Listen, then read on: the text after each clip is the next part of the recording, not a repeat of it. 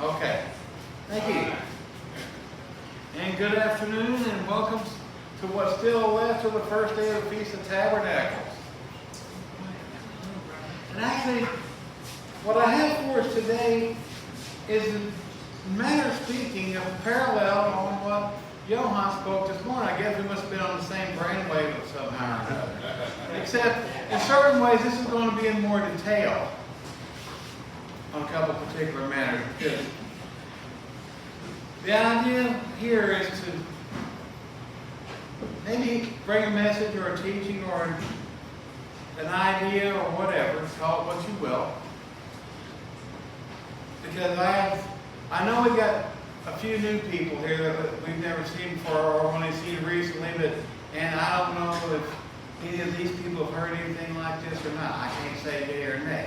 But for some of the rest of us that have been here a while, it's like Tom and I talked this morning, well, it's to help reinforce what we know already. Kind of a refresher, if you will.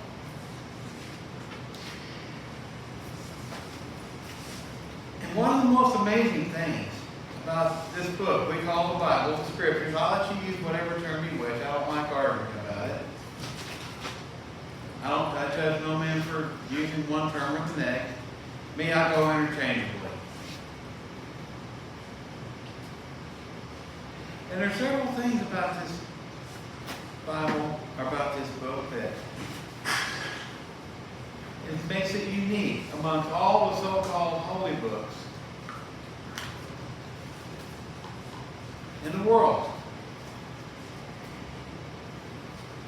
And this most amazing thing is, believe it or not, it contains its own study guide.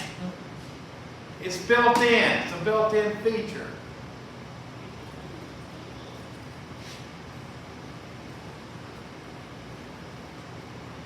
This does in fact make it stand up from all other so-called holy books in the world.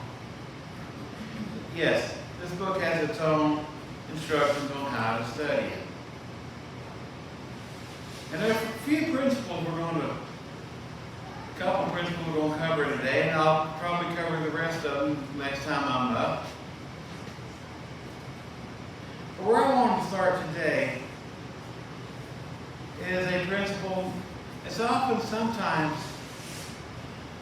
shall we say, downplayed or poo-pooed or whatever in a lot of mainline churches.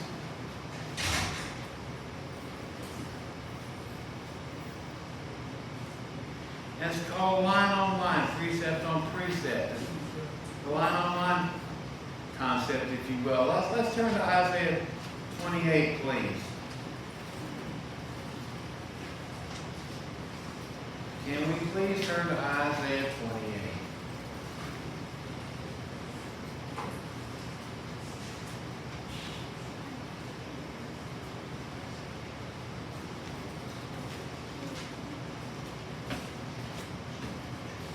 Isaiah 28. We're going to read verses 10 and 13.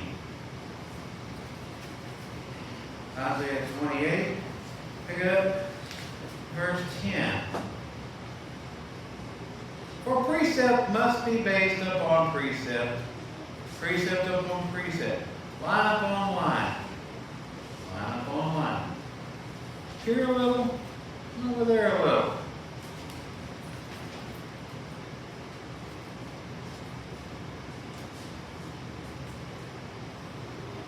And we'll fast forward to verse 13. But the word of Yahweh was unto them, precept upon precept, precept upon precept, line upon line, here a little and there a little, that they might go and fall backward and be broken, be snared and taken. And this sounds strange, but particularly verse 13. And why does that begin it? But you have to remember the context.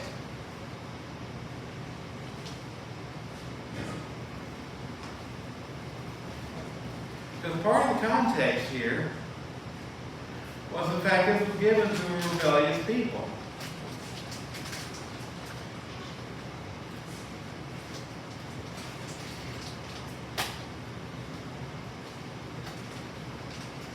given to rebellious people. I found a footnote in one Bible. Explained it this way. But the phrase imitates a child babbling and the people making a mockery of Isaiah the prophet. Verse 10. In verse 13, the same phrase is found in Yahweh's response, the identical phrase of the taunt. Imagine that. Now,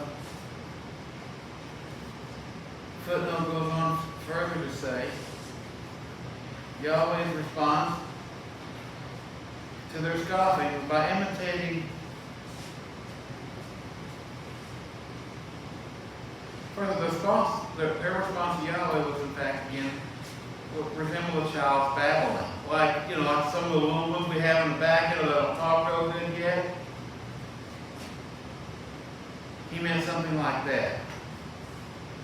However, Yahweh's response to their scoffing was by imitating their mockery to represent the unintelligible language of a conqueror. Because remember, in this portion of the book, what's about to happen to the house of Judah? They're on the verge of being conquered, aren't they? They're on the verge of being conquered and taken away.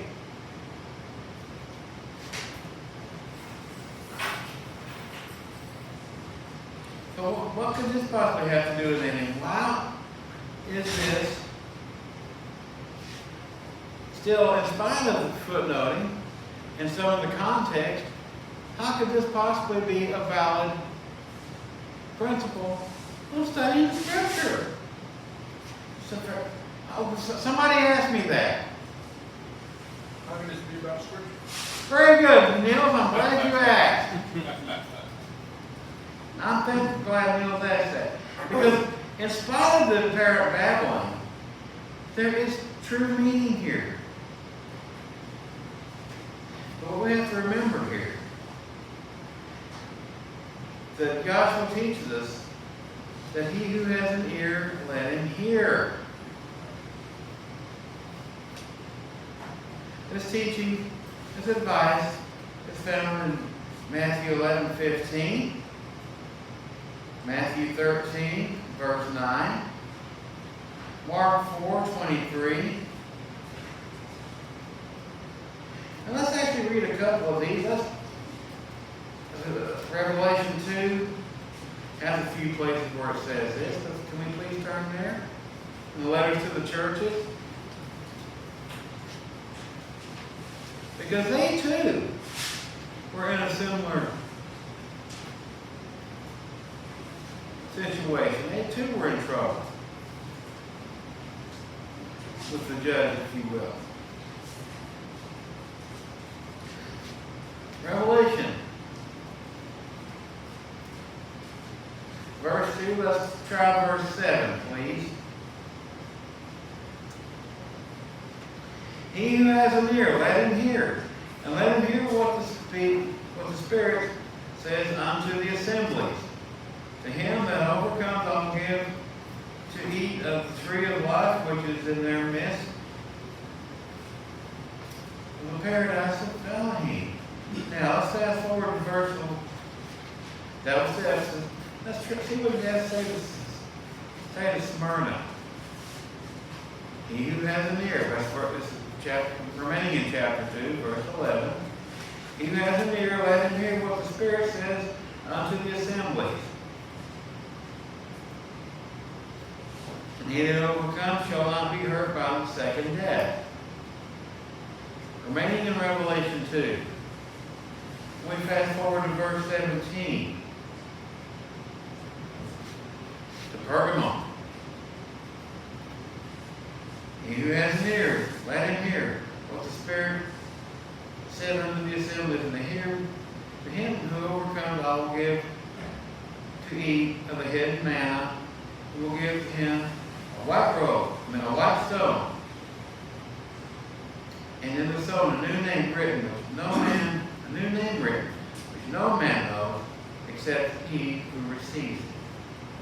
And of course, one more in verse 29, remaining in Revelation 2, verse 29.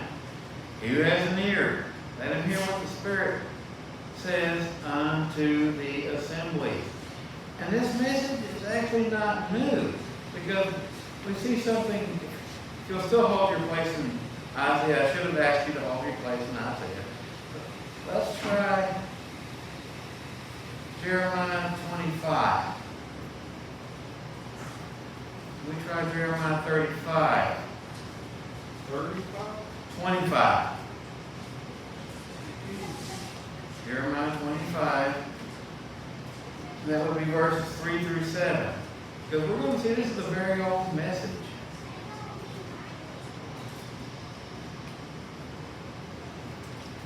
Jeremiah 25. Pick it up verse 3 and go through verse 7.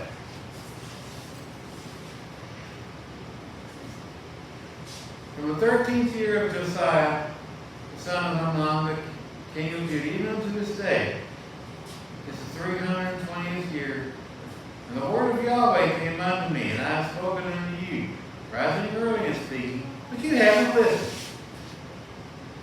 Okay, here we go. Now we're getting to the help of the meaning here. What we're going to see here is that he who has an ear, let him hear. It doesn't mean physically clean your ears out. It doesn't mean you can't hear like this. No, are you inclined to, we're going to see it's an inclination to listen and to understand. Verse 4, Yahweh sent unto you all his servants, the prophets, rising early and sending them. But you haven't hearkened, nor have you inclined your ear to hear. And you're not even bothering to listen. I got you, son. I'll be with you just a moment. And they said, turn again now, every one of you, from this evil way, and from the evil of all your doings, and dwell in the land that Yahweh has given unto you, and to your fathers forever and ever. And go, not after other mighty ones to serve them, and to worship them, and provoke me not to anger, with the works of your hands, and I will do you no harm. Yet you have not listened to me, says Yahweh, that you might provoke me to anger with the works of your hands to your own harm. So what this means is in fact, it's not that you can't hear audibly or physically, but it's your heart and your mind is close to anything be said. These people are not listening. They're not paying attention in the first place. Their ears not inclined to listen to the word of Yahweh and receive it and to understand it. Yes, son, you had your hand up. Oh, James, okay. I saw the little one with his hand up, James. Oh, it was yours, okay. Like what said earlier about who has eons. Well, it's not that you don't physically have eons, it's that you spiritually have eons. Spiritually, very good. Yeah. I like the way you said that. Yeah. So it's not physically, it's Not your if physical you want ears. to listen, not if you can. Your spiritual ears, very good, son. I like the way you said that.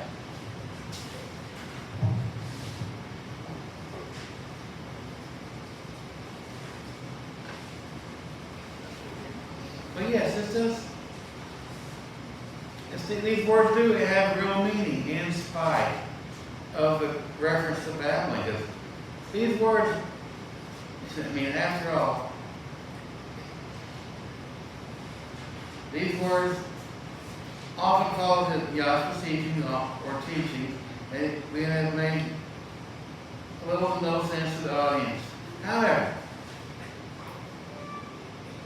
those seeking Yahweh will be able to understand. So the childish, you'll hear those that contend, well, these words don't mean anything because it's just childish babbling. And why would God, as they say, or Yahweh, give these people an answer they can't understand? Well, because it's a test of the heart, as the young man just pointed out, it's your spiritual ears. Are you inclined to listen? Do you want to hear? If you incline your ear, those who incline their ear to this teaching in the morning, well, I think we can think of a few people that may have. Folks like Daniel and his buddies, when they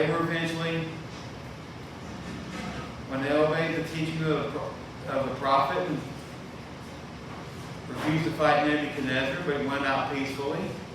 There were those who did. There might not have been many, but there were those who did.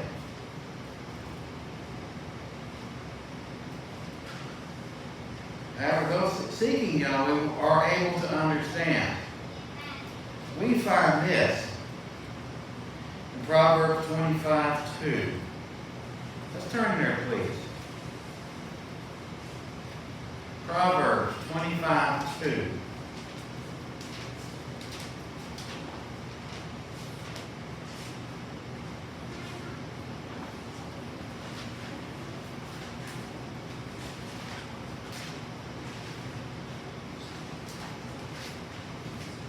Proverbs 25:2. One of the Proverbs of Solomon.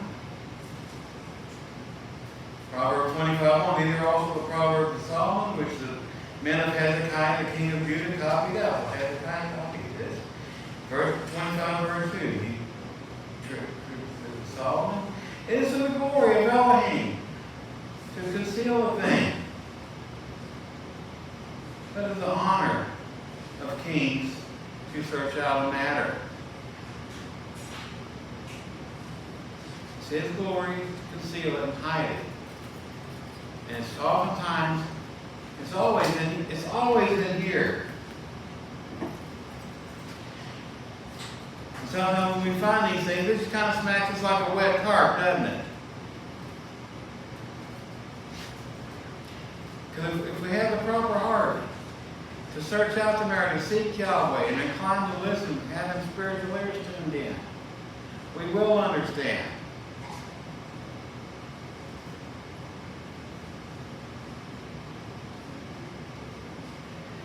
Let's try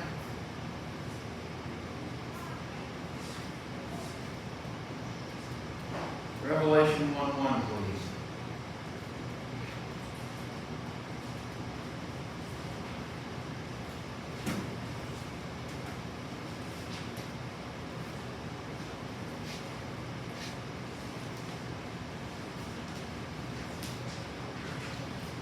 Revelation 1:1.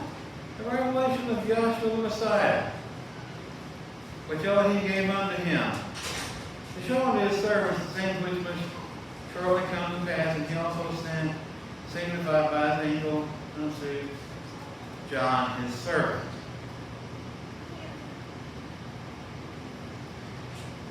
Let's try John 17, verse 8, please.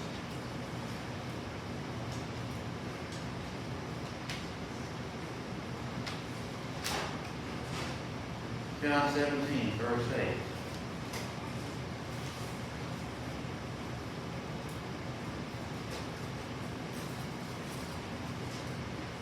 John 17, verse 8. For I have given unto them the words which you gave me.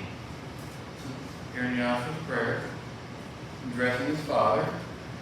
I have given unto them the words which you've given me, and they have received them. And they have known surely that I came out from you, and that they believe that you have sent me.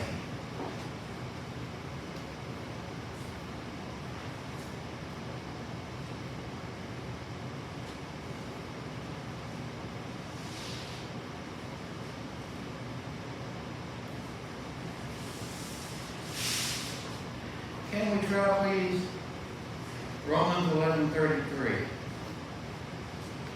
Yes, I'll list these in the order in which I found them. That's why they're not listed in any particular order.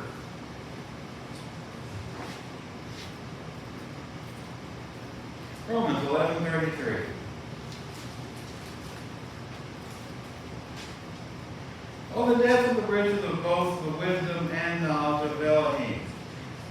unsearchable are his judgments and his ways past finding out. They can be so hard to understand.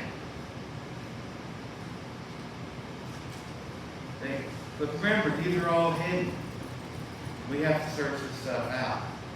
Let us try, I got a couple more, but let's try Deuteronomy 29:29.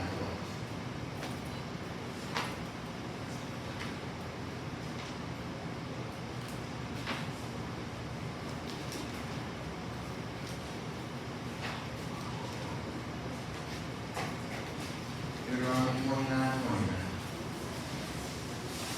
The secret things belong unto Yahweh our mighty one. But those things which are revealed belong to us and to our children forever, that we may do all the works of his law.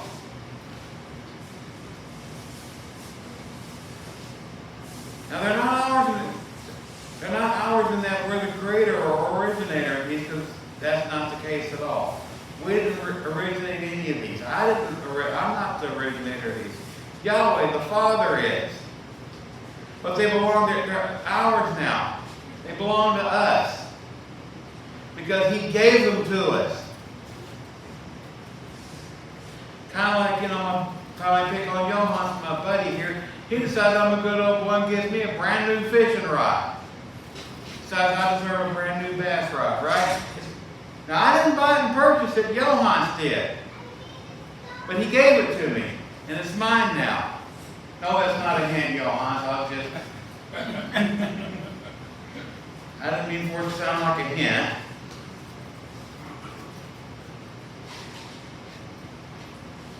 Now,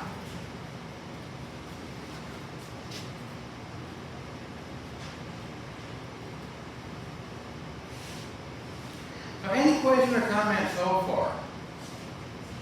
Okay, move on just a little bit here, because there's one thing we need to remember about the words of Isaiah 28. Nothing anybody says changes the fact these are in fact real Hebrew words. And as such, yes, they have real meanings. So I think we can ignore all this chatter about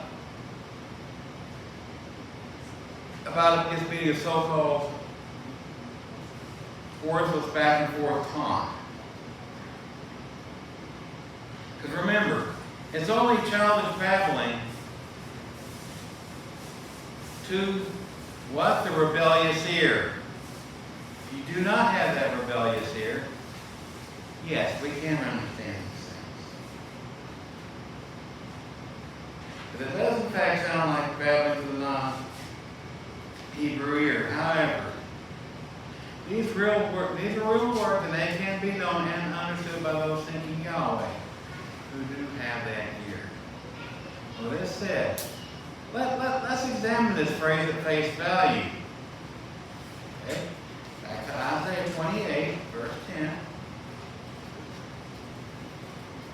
Precept on precept.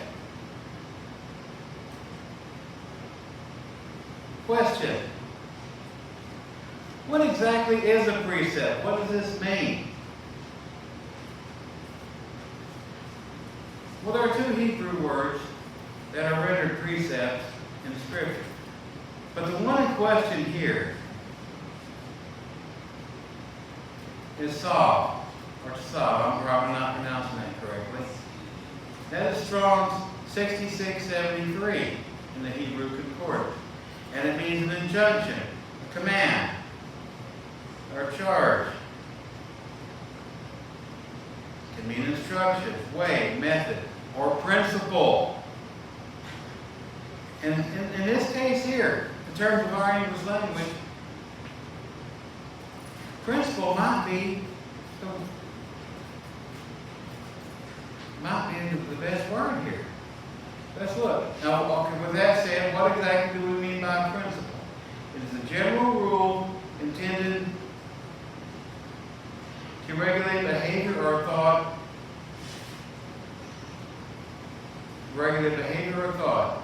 For instance, instance, a tenant or a principle. Now, a principle, a fundamental principle, or a fundamental truth, or proposition, or a belief system, or behavior, or a chain of reasoning. Now, what seems to be more applicable here in all these evidence is, in fact, this chain of reasoning.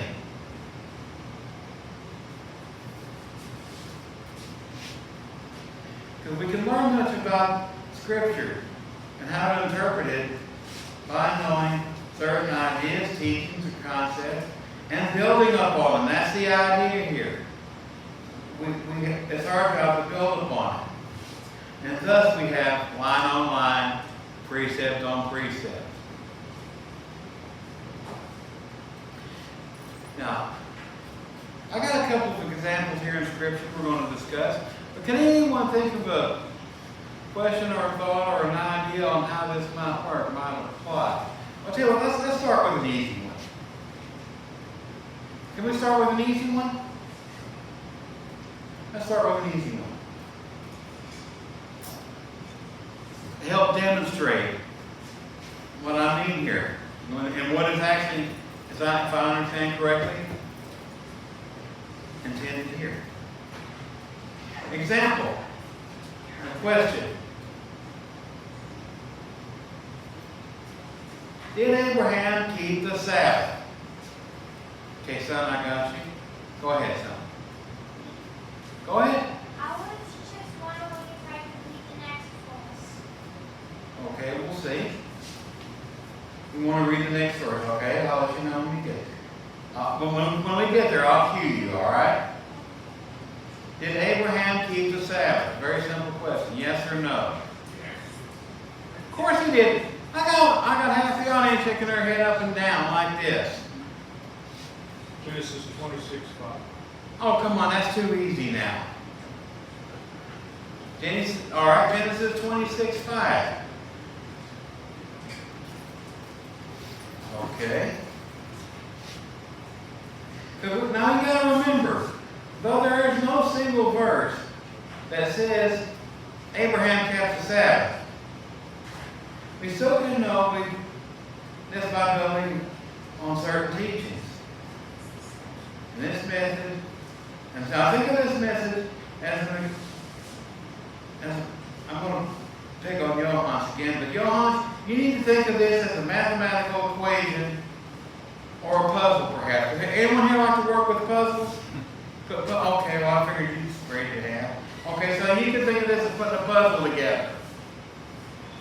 You're the math teacher. You think of it as an equation. He's a kid. He likes to build a puzzle. You think of it as a puzzle. Is that fair? Good. So I struggled with math when I was a kid. I really stumbled through algebra like the Keystone Cops. But I made it. Okay. In Genesis chapter 2, verses 1 through 3, Genesis 2, 1 through 3, we learn of the creation and institution of the seventh-day Sabbath. Okay, son, would you want to read Genesis 2, verses 1 through 3, please? Yeah, read the first 3 verses of Genesis 2. Since you volunteered, I'm going to let you do it.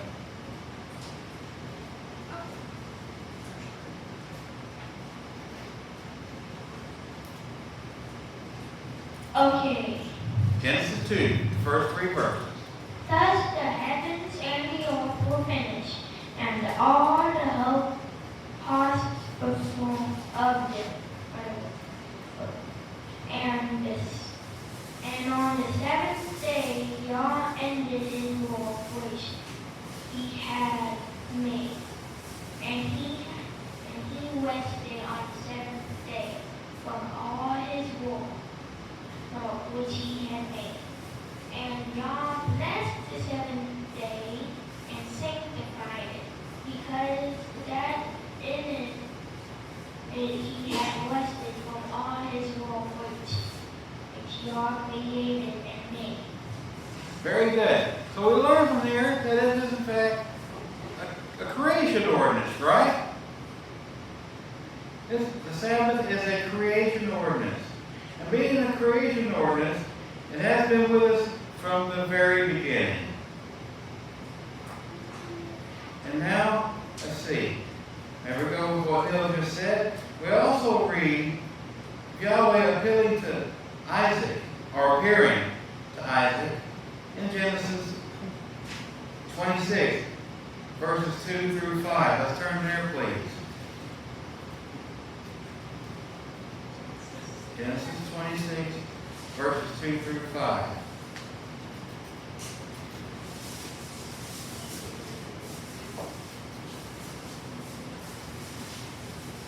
And Yahweh appeared unto him, and he said, Now do not go up down into Egypt, but dwell in the land which I will tell you. I'll tell you about. Sojourn in this land, sojourn in this land, and I will be with you, and I will bless you. And for you and unto your seed, I will give all these countries, and I will perform the oath which I swore unto Abraham your father.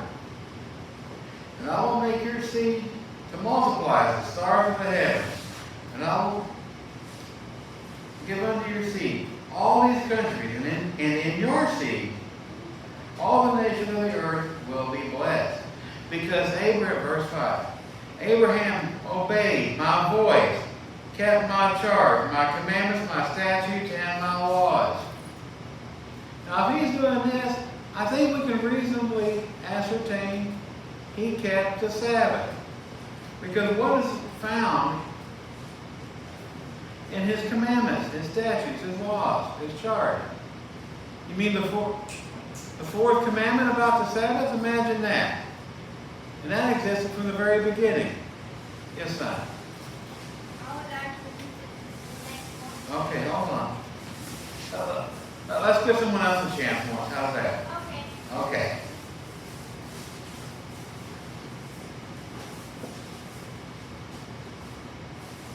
Now, if the Sabbath charge is amongst the creation ordinance, commandments, and laws of Yahweh, and Abraham was a righteous man, and keeping them, yes, we can conclude Abraham kept the Sabbath. Now we can do this. Let's just try another one. Same way, we can also determine whether or not Yahshua kept the Feast of Trumpets and the Day of Atonement. Now remember, there's no chapter and verse that says Yahshua kept the Day of Atonement. You'll look in vain to find it. You'll look in vain to see a chapter, book, chapter, and verse where it says Yahshua kept atonement or the Feast of Trumpets. Yet, using this exercise, I believe we might be able to conclude reasonably that he did, or we can know he did. But the same principle in operation. Okay? How do we do this? Same principle. Let's try John, 1 John, verses 1. Let's try 1 John, chapter 3, verse 4. This gives a specific definition of sin. Now this is going to be relevant.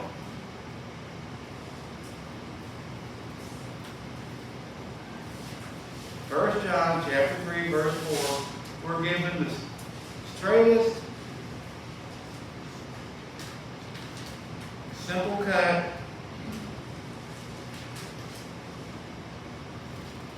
definition of sin found in Scripture. Most straightforward one you're going to find. Whoever commits sins also transgresses the law. For sin is transgression of the law. Well, imagine that. That's too hard. That's too. It's really that simple. Sin's transgression of the law. You sin, you break the law. Okay. Now, but let's consider another one. Let's consider. Remember, we're still doing line on line precept. We're focusing particularly on is how this works. He does that work. Line on line, precept over here a little, over there a little. We've been here. Now let's go over there. With Hebrews 4:15, please. Hebrews 4:15.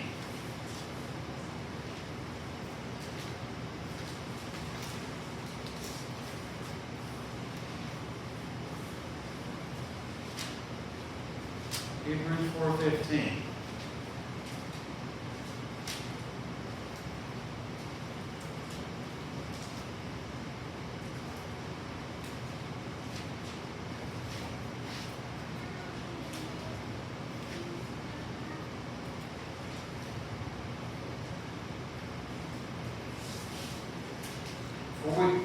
Let's pick it up verse 14. A little bit of context will help.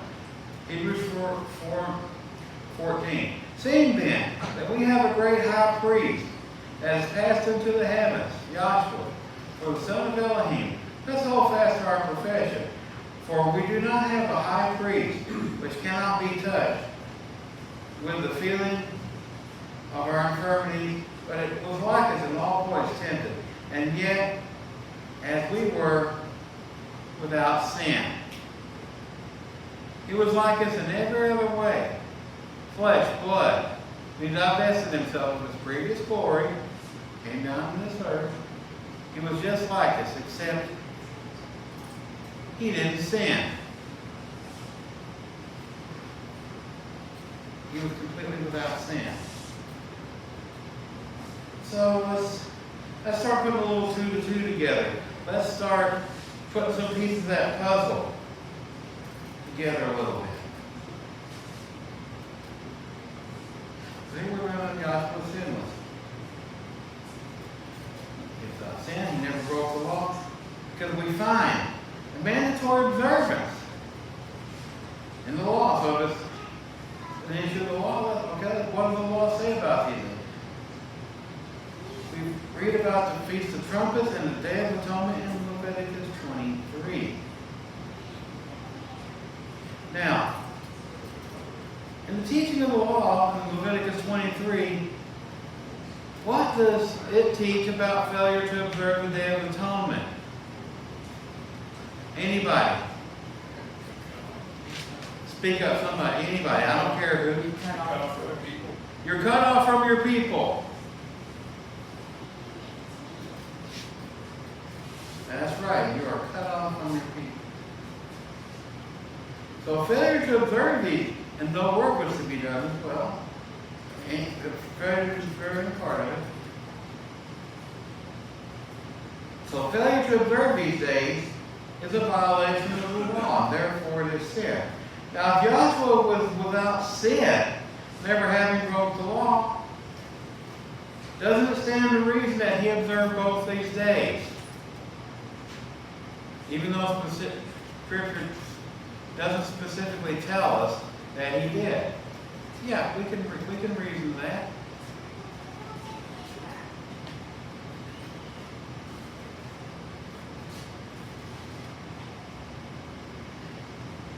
Because these are but 2 examples of how this approach works.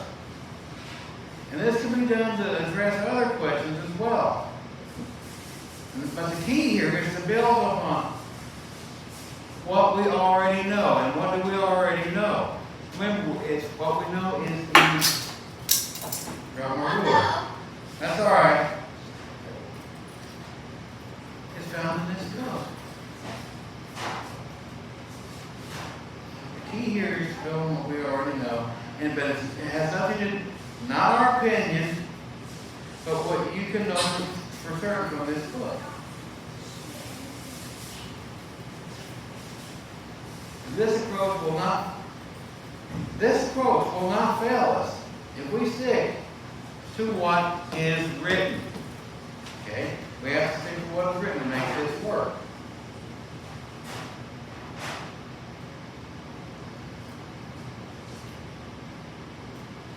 But this is but one tool. This is only one tool. This is not the definitive. This is the only one tool for rightly dividing the word. By establish true doctrines, refute false teachings, and establish the difference between truth and error. Now, how so and why is this? Just to answer a question. Ask a question, anybody. How so? Why is this important? And why is this important? Why is this important? I can't hear what? Why is this important? Why is this important? Yeah, why is this important? To discern truth and error? Yeah. Because we won't be, keep us, amongst other things, from being led astray. We won't be chasing our tails like a puppy. We won't go us for chasing after strange doctrines being tossed around. Like wave, like a little John boat in a roaring ocean. We won't be tossed around like that. Help us keep us stable in all our ways. We discern truth from error. Anyone have any questions or comments about what we've covered so far? Anybody?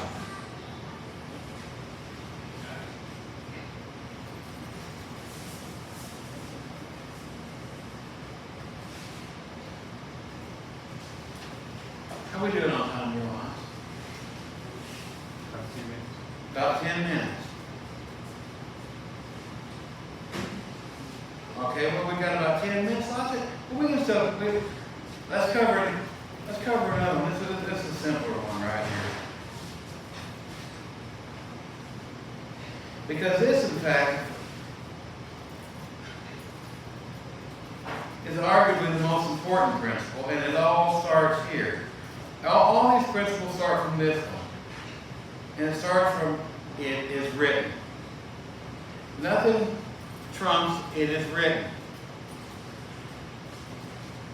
Now, over the years, we've had various churches appeal to their various catechisms, their missalettes, their other doctrinal books, whatever they call them. I grew up Catholic, and that was known as the catechism, the fundamental Catholicism 101. But it is written. Is where it all begins and where it all ends. That's how you bring it to a complete circle.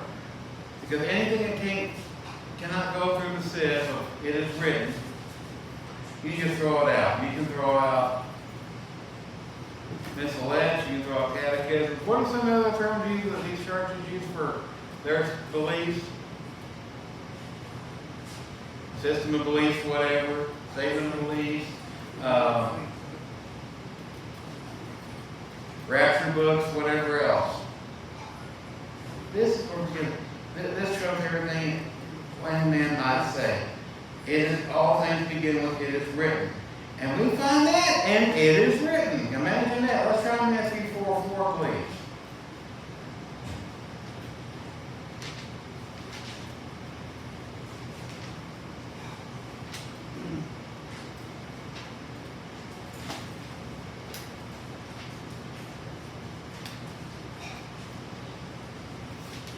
Matthew chapter 4, verse 4. I know this sounds a little fundamental, but we got to remember these things, in due season. There are too many out in the world that either don't understand these in the first place,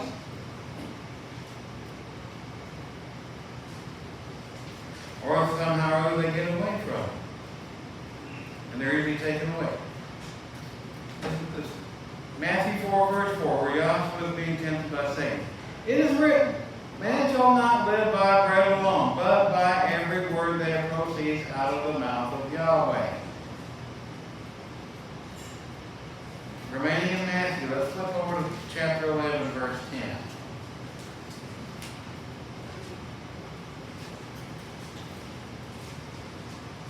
For this is he whom it is written, behold, I send my messenger before my face, which shall prepare your way before you.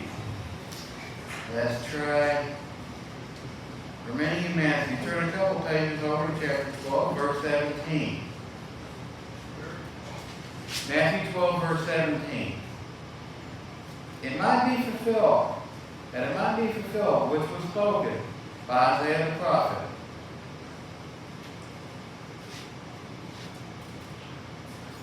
Saying, my servant, my chosen, my beloved, in whom my soul is well pleased. I'll put my spirit upon him, and he shall show judgment unto the Gentiles. Can we please try remaining in Matthew? Turn another couple pages over.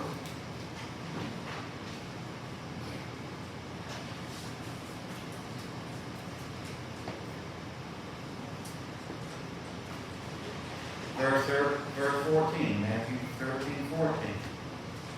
And in them is fulfilled the prophecy of Isaiah, which says, remember what it says, it is written, by hearing you shall hear, and not understand, and seeing you shall see. Seeing you shall not see, and shall not perceive.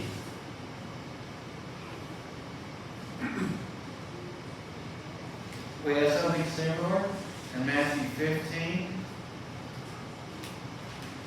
verse 17.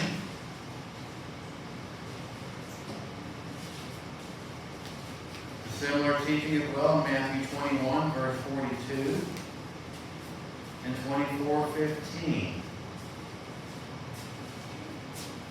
Matthew 24, verse 15.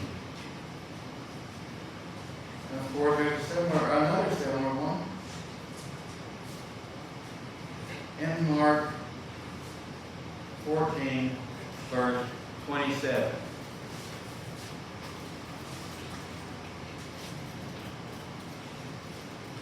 Yes, son. What we read earlier in Matthew, I would like to put one. Well, I don't know if it's in Matthew. Maybe it was Genesis, but I would like to pull up another verse. All right. Galatians chapter 5, verse 16. Revelation 5:14. Galatians. Huh? Galatians. Galatians. All right. Go ahead and read that for us, since you're there. It's on my voice list. We'll go ahead and read it. Walk in the Spirit, and you shall not accomplish the lust of the flesh, is what it says. Okay. All right. Thank you.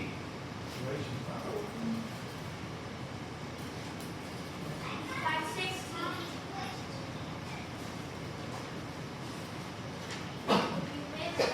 If you misheard me, it's 5:16, not 14. Okay. 5:16 and 14. Let's just see what that. Let's check real quick.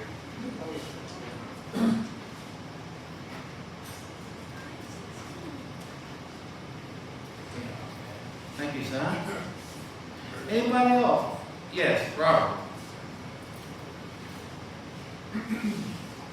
Yeah, but pointing out this, Okay. In pointing out this, as it's written, a lot of people acknowledge what is written. But then, just like the Sabbath, they'll say, yes, remember the Sabbath day, keep it holy. It's interesting what Joshua did was he showed the spiritual intent of the letter. And what people tend to do is to diminish. They'll acknowledge what is written. They'll say, but, it's been transferred to the Lord's day, or we no longer have to do that. That was for the Jews. So, yes, as it is written, but human nature tends to diminish it, whereas what Joshua was doing was elevating it to the spiritual application.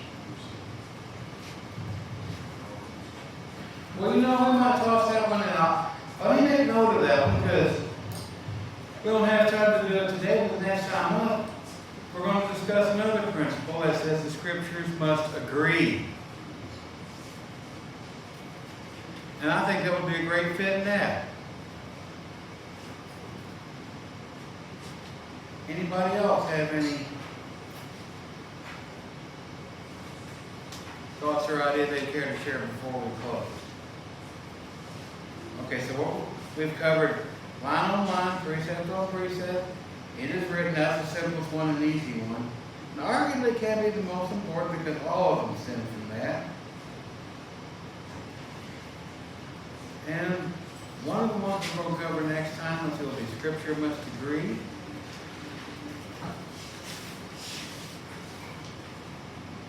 And the Scriptures were inspired by Yahweh. And of course, yes, James, you have your hand up?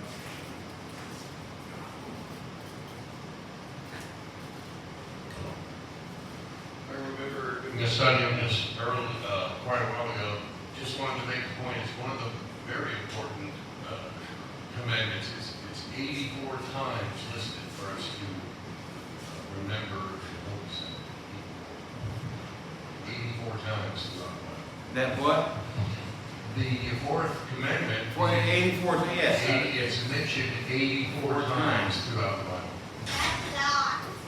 Yes, you're right, son, that's a lot. Fourth commandment mentioned 84 times in the Bible.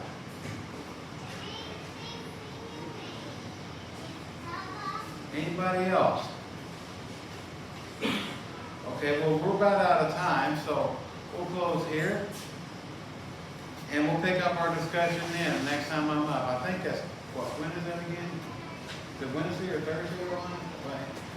Be one of those days. In the next couple, 2 or 3 days, we'll finish our discussion here. And then we'll have Wednesday, okay. And so now we'll have, who's got the next song you do? Okay, we'll have Johannes back up for closing songs.